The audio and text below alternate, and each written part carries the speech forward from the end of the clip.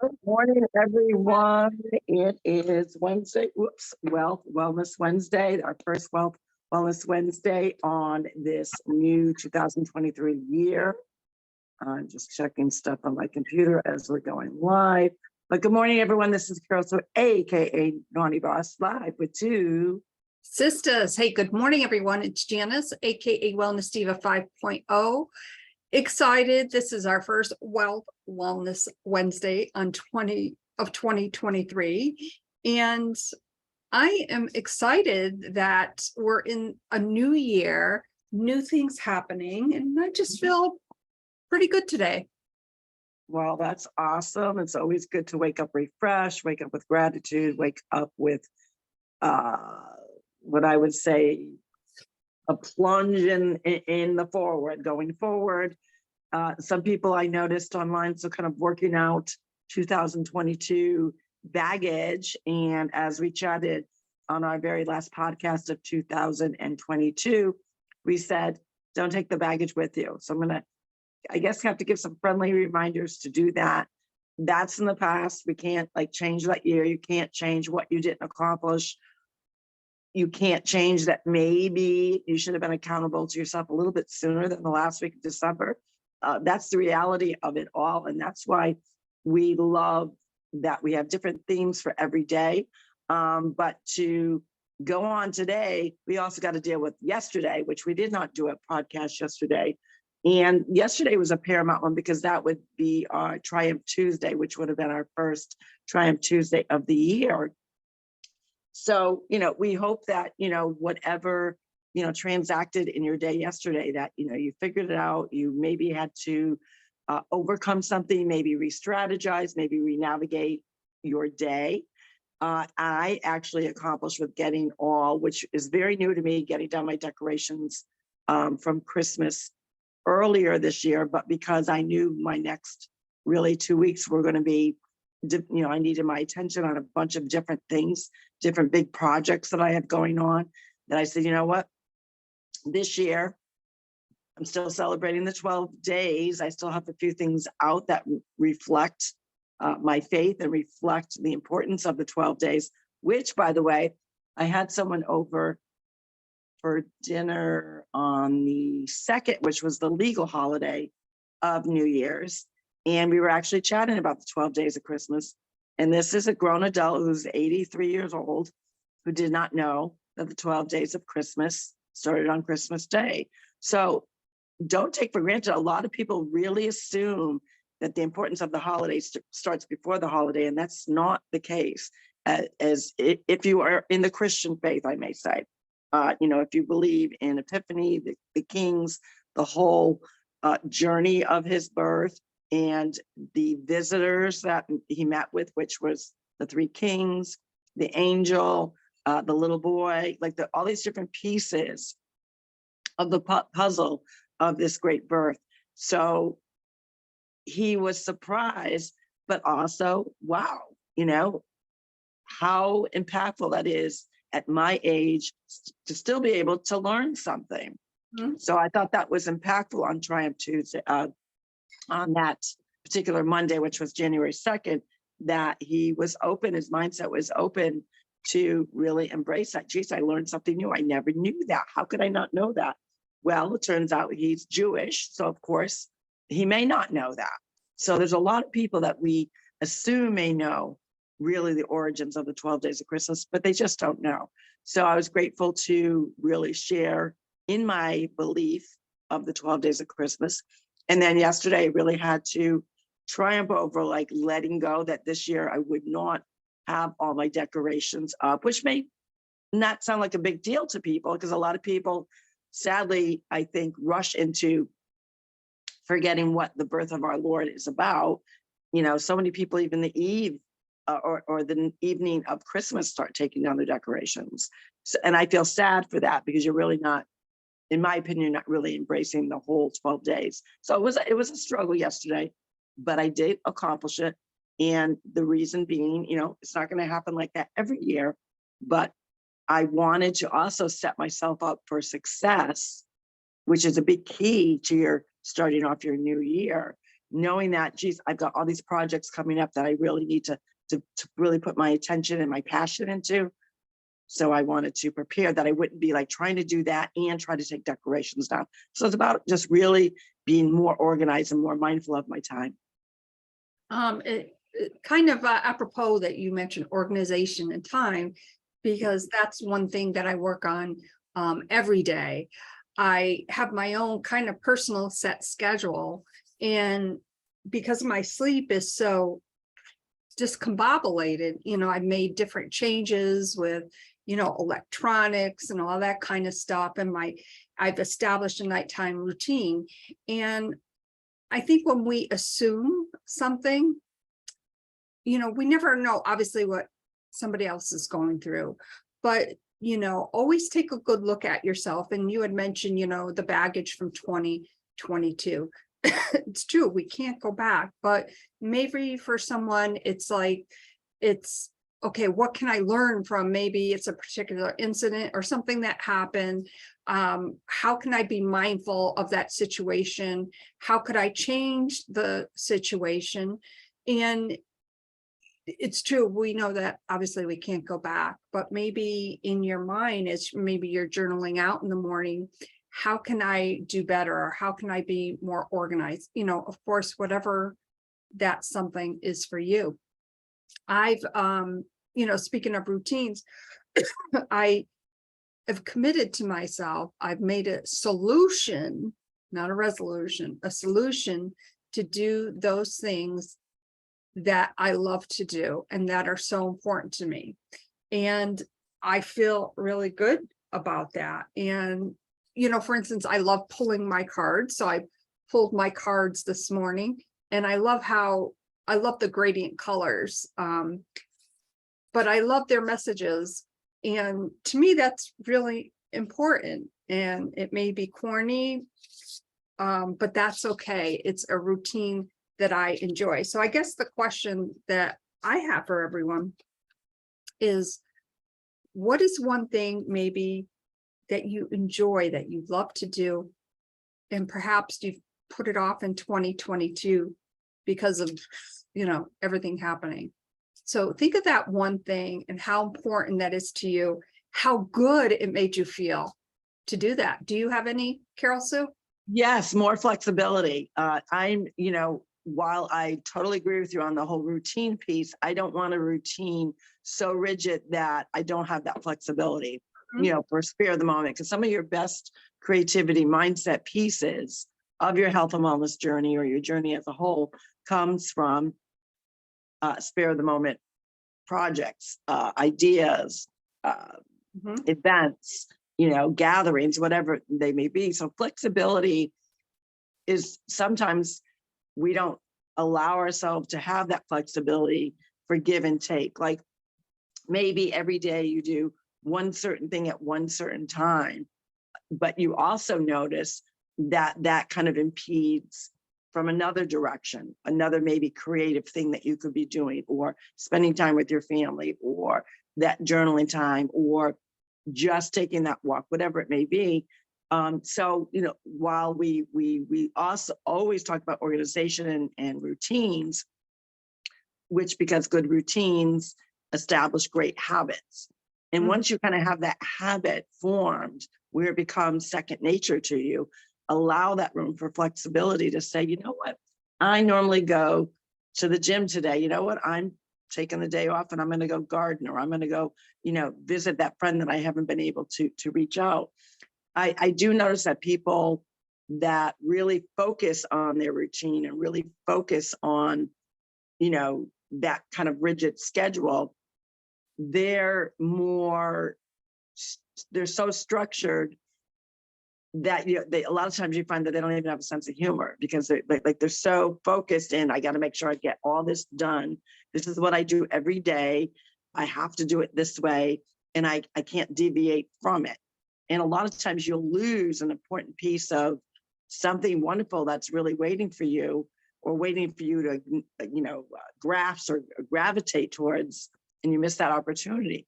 So I think flexibility, I'm learning to be more flexible with my time and not be so structured that I can't say, you know what, I'm not going to do that today.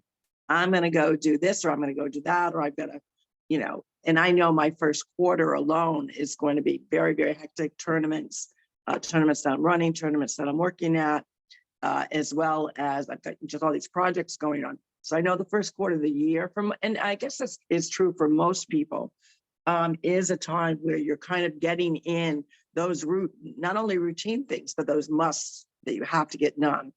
And I think once the first quarter is over, people start to tend to relax, but that also they tend to relax in their health and wellness. They start up gung ho with going to the gym, eating healthy, clearing that mind, getting that good mindset. I know a lot of people are really, really pushing because they haven't made time to read. So of course we had talked about the 12-book challenge. I see so many people doing that. And I think that's a wonderful thing, but don't put that, that almost, I have to get it done. I have to get these 12 books done. Don't forget the ease of just enjoying the book, and also allowing that flexibility in reality that you may not get all 12 books in. It's depending on what type of book you got, or, maybe, something happens that you don't have that, schedule that allows you to read all those books. So I think being more flexible is the key word for me for, kind of what I'm going after this year. And flexible. So you have to be flexible because we know that life happens. And if you're so rigid in a routine, that can really put more stress on you. So go into don't you know people that like, oh my God, I was supposed to do it, blah, blah, blah today. Well, I didn't get it done. Well, it happens. It does happen. And, speaking about books, as I was kind of rearranging in my little closet area, I have my hand, the paraffin, I want to get that going because, this time of year, my fingers and hands, so the dry air is brutal. Yeah, it sure is. But I found, and speaking of books, I found a few books that I've been looking for, and I'll just show one of them really quick. I absolutely love this little book, 365 Pocket Prayers for Women. And, of course, every morning, I've been reading it, and I feel joy, I feel enjoyment, especially when I'm reading something that gives me such guidance and wisdom for each day, right? Who doesn't love the guidance and wisdom? And really being mindful and of course flexible with how I treat myself. I was reading this great article about mindfulness I think it was yesterday. And one thing that they always point out, and I've read this in a lot of different articles or books or whatever, is how we have that internal dialogue with ourselves. For instance, we're back to, let's talk about routines. Oh, okay. So you want to get up early, but you forgot to set your alarm and you're like, oh my God, how could I be so stupid? Well, would you talk to your sister or your best friend about how stupid they are? Like, think of the little internal dialogue that you're having with yourself. It starts with us. Like we need to be kind to ourselves, of course. So go into each day with gratitude in your heart, be flexible. If a routine works for you, that is great, but just kind of realize that sometimes you might have that little fork in the road, and that's okay. Right. And again, it goes back to that whole piece of, give and take, that rubber band flexibility, but also sometimes we stretch ourselves too thin, with routines, with lists. It's okay to be organized, and organized is going to keep you flexible to a certain degree, but you know what? You may have to schedule yourself for flexibility. You may have to say, between 2 and 4, whatever time frame it is, I'm purposely not going to schedule anything. So if I decide to go take that walk, or I want to take a drive, or I got errands to run, or I want that self-care, that I've got that give and take. Now, some people can't do that every day, but you should at least be allowing that flexibility time. Mhm. And it's about flexibility time to allow yourself for, maybe it's, you may have to squeeze in an appointment and you do have some extra flexibility time. So I'm really just really kind of scheduling myself like these few hours, and I can, I bank the hours. Like, in other words, if I don't use all that time, I'll bank it for the next day, or bank it for when, I know I've got something coming up that may be longer than possibly even anticipated. So I bank my time, but to me, it's like a reward knowing that that time that I've set for flexibility time, I can use it any way I want, whether it's for creative purposes, whether it's to catch up on a book, whether it's to catch up on a show, whether it's to, I don't really feel like working out today, but you know what? I still want to have that mindset, and I'm looking for different apparatuses or different new creative exercises to do. I'm going to use that flexible time to say, you know what?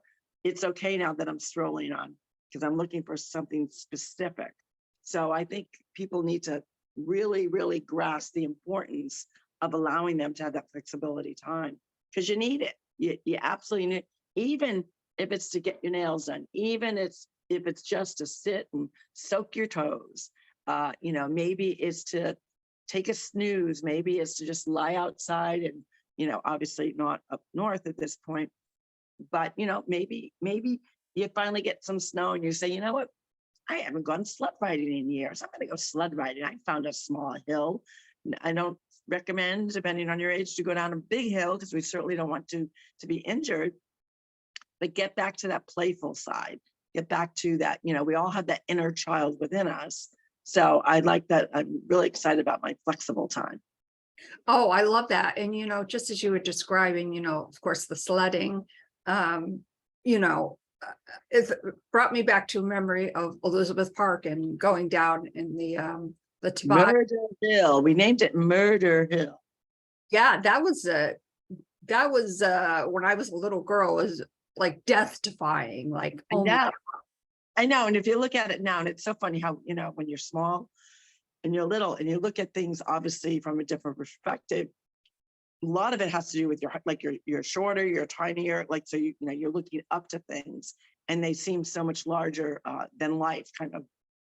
So it was probably, oh gosh, I don't know, one of the last times I was in Elizabeth Park and I looked at that hill. And the other cool thing about it was it gave you that momentum that you could go the length of the park.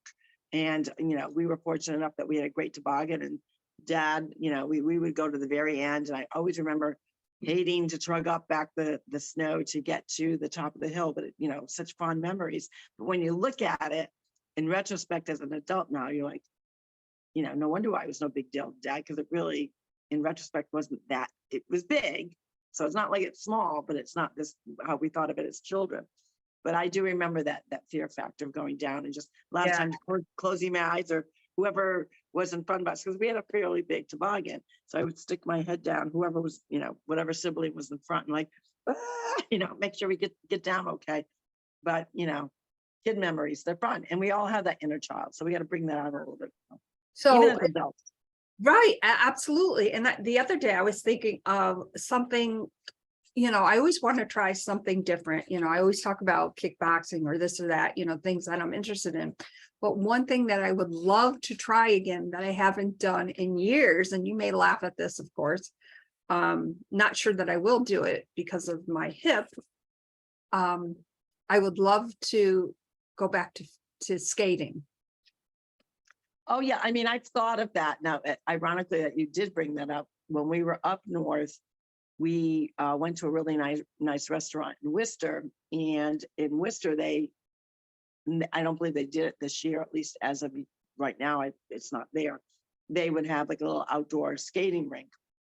And the last time I was skating was with the family and our niece Amy, as she came up to, that was her first time enjoying the snow and whatnot.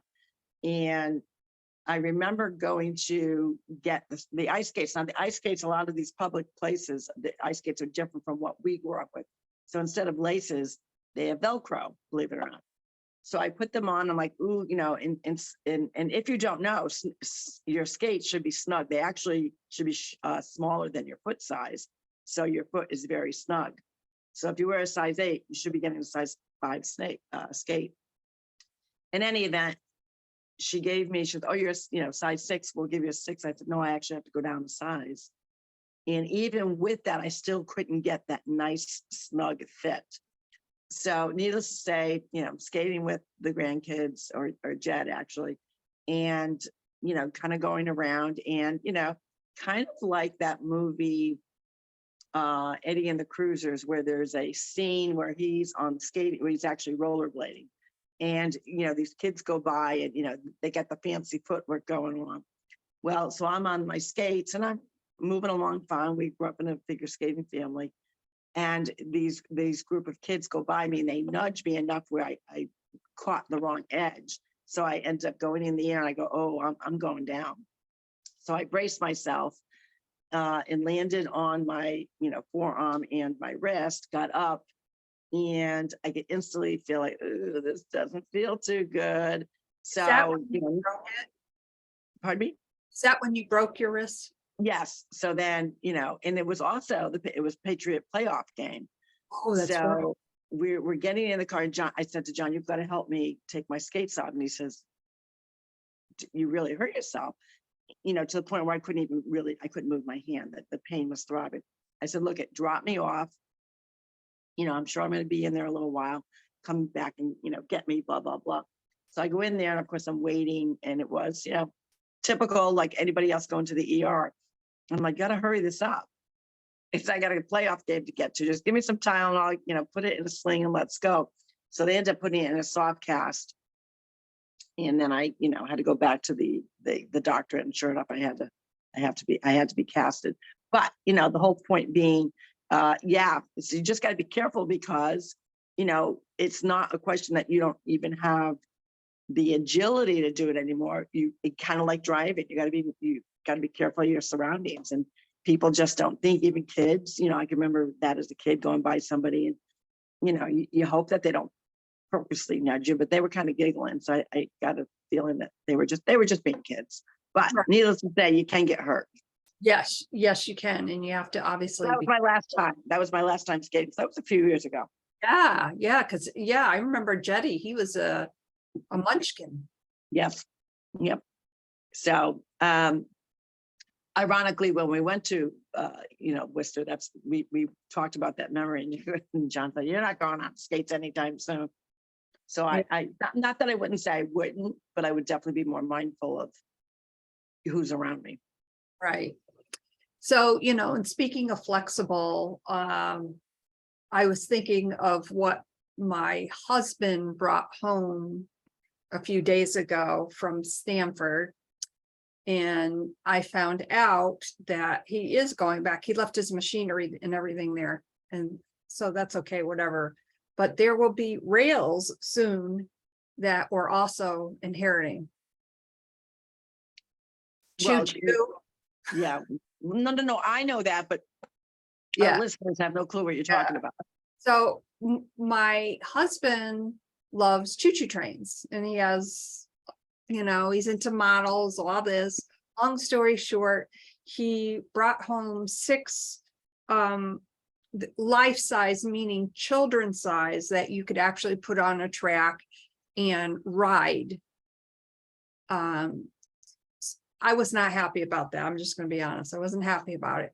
And now I'm hearing we're getting the rails so that the choo-choos can go on the track.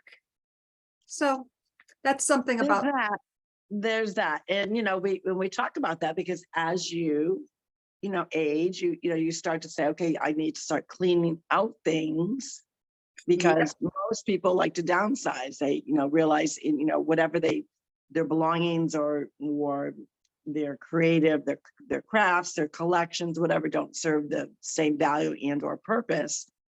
And you really do start thinking about downsizing, because you're like, I don't want to leave all this for somebody else to have to clean up or to sift through or decide what's important, what's not, what's, and we always say, someone's junk is someone else's treasure. But at the same time, you're like, okay, I got to learn to like let go some of this stuff. So, I do 1 box a month at least. I try to do more, but I do a minimum of 1 box. Good, because in Florida, we don't have a basement. So we have the garage or a small attic above, but with the heat and stuff, we don't store anything up there. And really going through, because you're while yes, we did a lifestyle change from being up north to going down south, where colors and lifestyles are so different. And a lot of things up north just don't fit into the lifestyle, being from a decorative perspective or a furniture perspective that, kind of go with, in our case, we really love beach colors and that kind of thing. But I also take pride in knowing, like, these things did serve a purpose. So you would like to repurpose them or give them to somebody that will appreciate them, or at best donate them, and to make sure that maybe it might add value to somebody else, but not letting it get out of control where you're not keeping on top of that, because we did get rid of a lot of stuff. We don't want to be collecting more stuff. So I understand your pain. Yeah, and the other night, we had the opportunity when we were at dinner with some relatives of Gary, and they said, "Hey, do you want this? It's a beautiful piece of furniture, absolutely is." And I said, "Thank you so much for thinking of us." But I said no. Gary said yes. I said no. It's hard to do that too, especially where, but if you really say, what, it's not going to fit in, or again, it's not going to add value to what we already have, and we're trying to get rid of things. So why, it's different if you're downsizing and then you say, I want to get rid of the big couch and I want to find something smaller. So in that regard, yes, of course, you're going to get rid of one thing and replace it with something just maybe smaller or whatever. But when you're adding to something that you may already have something similar to, just because it's really nice, that's what you don't need. Right, exactly. So, and of course, organization is key when you are downsizing. So, and I like how you brought up, you at least try to go through 1 box a month minimum. Yeah. Maybe that's where I need to start. Of course, in that room over there, that's we have 1 bedroom down here. That's our storage unit, so to speak. Hey, the same rule applies to me. If I haven't used it, if I don't need it, unless it's like something of Ryan's when he was little, I'm getting rid of it too. I mean, it's time to relinquish a hold on things that no longer serve a purpose. Right. And it goes with not just the objects of, say, furniture or that kind of stuff, collectibles, but it also goes with your personal items. So what we chatted about last year was I've actually used flip the hanger. When I wear something, I flip the hanger. So I know, and obviously a lot of the hangers I repeatedly flip because they're things of my favorite things to wear. But now we're into 2023, now is the time that I'm doing the inventory piece to it. Okay. And I was really surprised as many, very comfy shirts I have. I wore almost all of them. Maybe about 15 I did not. So guess what? Those 15 are now in the reevaluation stage. Did I not wear it because of the color? It doesn't fit, it's worn out, or I just don't like it. So that's where those things are going to go. And then I again say, you know what, those will go in the box, or we'll go to Goodwill, or I'll donate them. But they got to go. And I think when we do that with our own personal items, old junky jewelry. I love junky jewelry, but I go through it. Okay, it's worn out. It's not a good piece. You can just tell it doesn't look pretty anymore. Get rid of it. Those kinds of things, you can just toss them right out in your garbage can, or, just get rid of them. So I think when you start little, and don't get so overwhelmed. Say, oh, I got like 4 closets to clean out. Or I got 3 bureaus. Start with 1 drawer. Start with 1 section of the closet.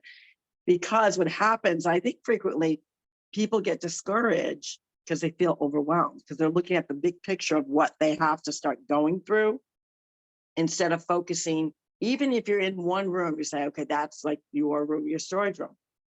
That's overwhelming to look at. So maybe say, okay, I'm going to work in just this corner. Let's see what, is easily and readily available that I know by just plain sight, it's got to go, and start that way.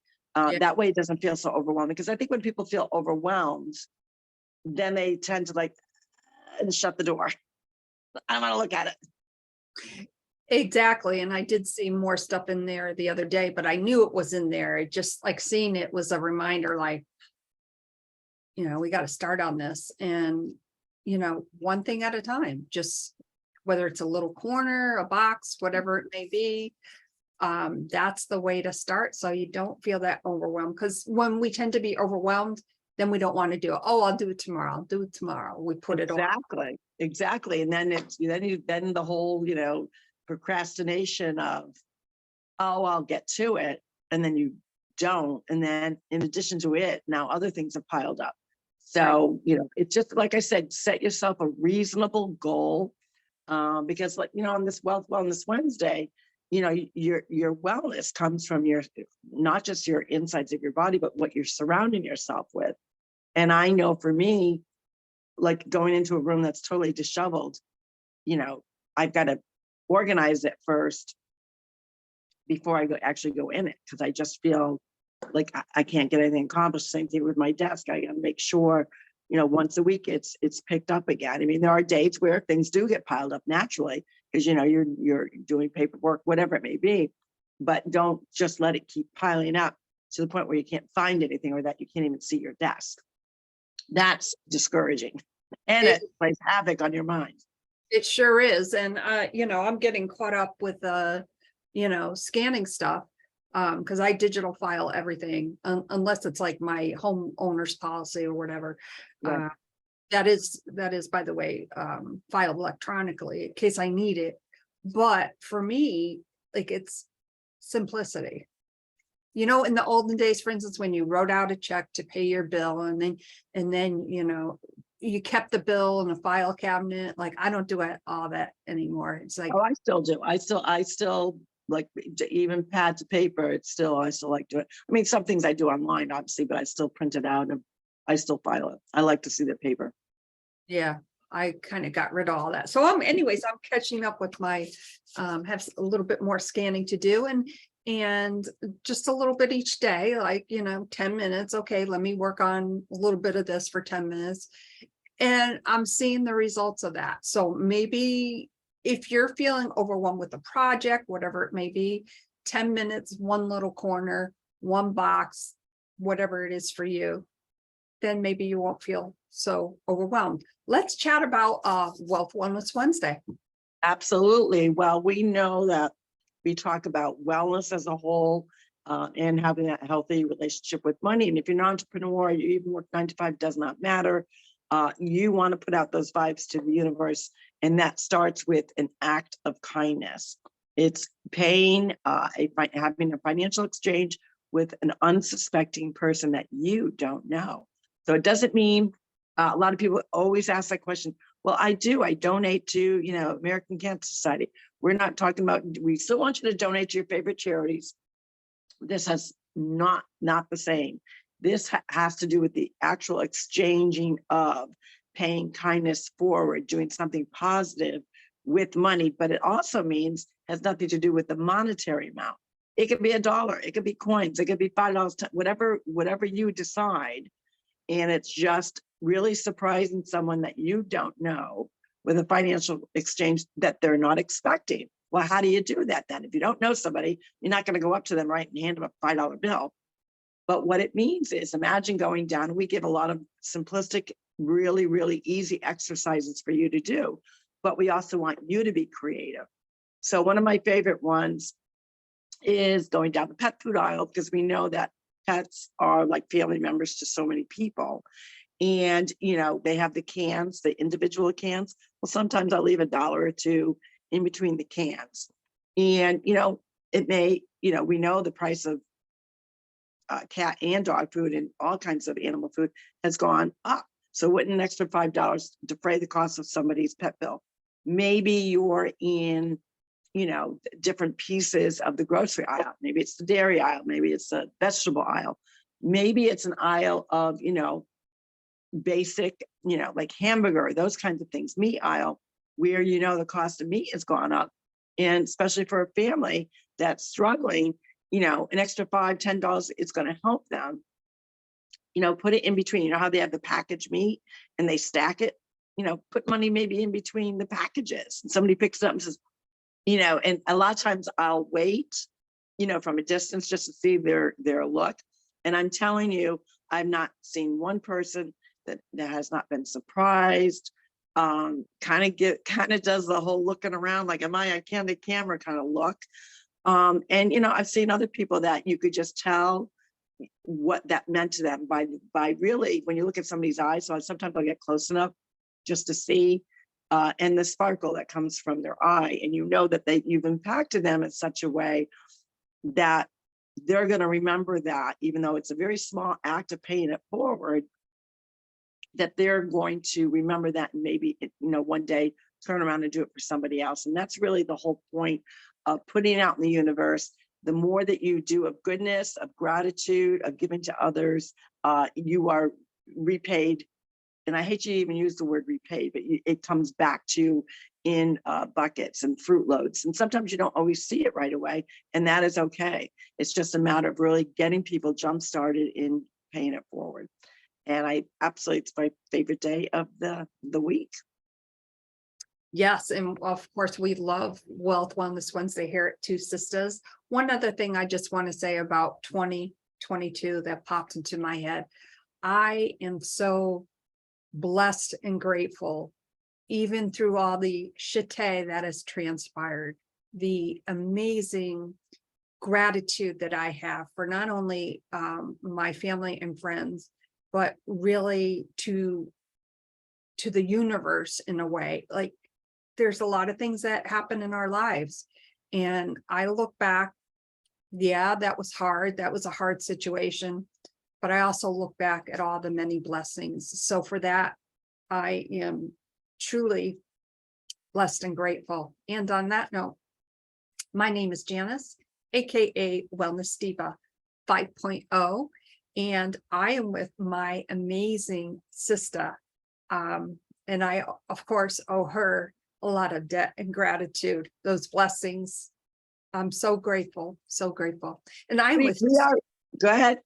I'm with two sisters, and I'm grateful right back to you, sister. It's Ben, we've talked about our year this past year, and through all the trials and tribulations and jogging our schedules or whatnot, that we were blessed that we had the flexibility, and we feed off of each other with creativity, with organization, one being strong at one thing, one being stronger at the other, and that's what makes it work.